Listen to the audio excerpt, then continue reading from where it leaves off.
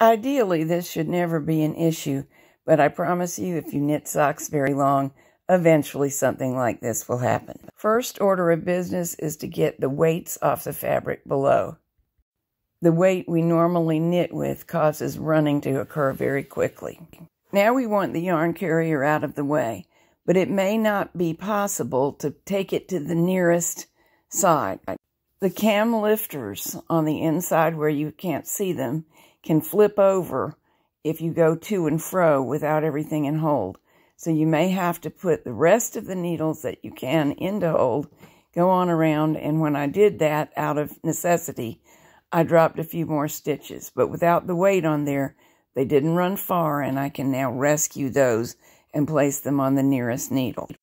Next step is to continue on around the dropped area, finding in the column of stitches below each of the needles the last true stitch that has not yet run.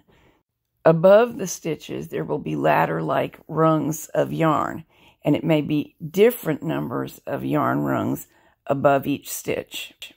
When the bottom stitch of every ladder is hung, no more running will occur. And here is how we fix every stitch. Lift the needle, tip it back, stretching the spring, so that the hook end of the needle is going towards the center of the cylinder. That way we can pull it downward, place the rung of the ladder in the hook, pull through, and correct the stitch.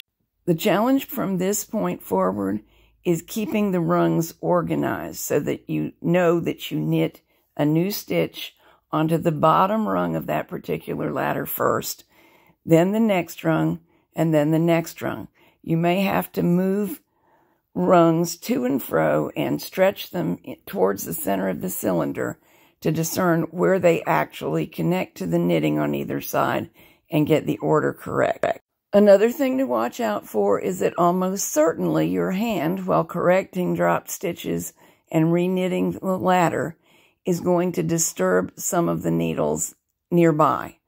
Be sure that you put them back in position and that they're firmly in their grooves, held by the cylinder spring. That's also true of the particular needle you're working with. You've removed it from its proper place by lifting it, tilting it, and knitting with it. Now make sure it resumes its proper place neatly in the slot and held by the spring. This is painstaking work.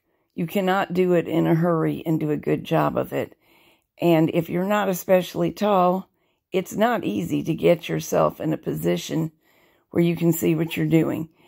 So it's a judgment call whether it's even worth it. If you're early in the sock, I'd say let the work drop off, rewind, and start over.